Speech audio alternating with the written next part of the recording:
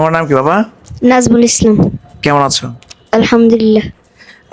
আমি একটু জানতে চাই যে আপনাদের জেলায় তো অনেক মাদ্রাসা আছে, জি তো মূলত এখানে এতটুকু আসার মানে কি, আর ছেলের মতামতটা কেমন ছিল? হুজুর, আমি আপনাদের ভিডিও দেখতাম, ওকেও দেখাইতাম, এখন ও এখানেই ভর্তি হবে, আর কোথাও হবে না। এজন্য আমি মূলত আসছি এখানে। আসসালামু আলাইকুম রহমতুল্লাহ। ভালো আছেন আপনি? আসসালামু আলাইকুম। ওয়ালাইকুম আসসালাম। কেমন আছেন?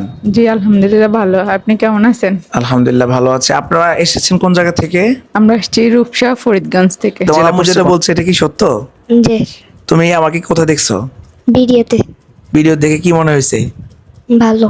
ভালো মনে হয়েছে যে হুজুর মারবে না, আদর করবে, এই জন্য এখানে পড়বা, তাই তো? জি। হ্যাঁ জি। ইনশাল্লাহ।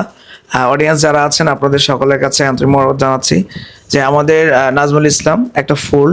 নাজমুল ইসলামকে যদি আমরা সত্যিকার অর্থে আদর যত্ন দিয়ে বাবার মতো দায়িত্ব নিয়ে, আমি মনে করি একজন শিক্ষক হচ্ছে বাবার পরে দায়িত্ব। আপনি কি বলেন? জি কারণ বাবা মা কিন্তু সম্পদ বা অর্থ খরচ করে, কিন্তু রাস্তা দেখায় কে বাচ্চাদের মানুষ করতে? শিক্ষক। শিক্ষক। তো সেই শিক্ষক যদি বাবার মতো দায়িত্ব নিয়ে কাজ করে, আমার মনে হয় যে নাজমুল ইসলামদের মতো এইসব সন্তানদেরকে দেশের সেরা বানানো মানে অসম্ভব কিছু না। জি তো এবং বিশেষ করে ওর আম্মুর খুবই আগ্রহ আমার কাছে বাচ্চাটাকে আনা, এবং আমরা নাজমুল ইসলামকে আজকে ভর্তি করেছেন কিনা আপনি? জি ভর্তি কমপ্লিট হয়েছে আলহামদুলিল্লাহ। যাক, নাজমুল ইসলামকে আমরা ভর্তি কমপ্লিট করলাম মাত্র। তো তোমার কেমন লাগতেছে এখন? আলহামদুলিল্লাহ ভালো।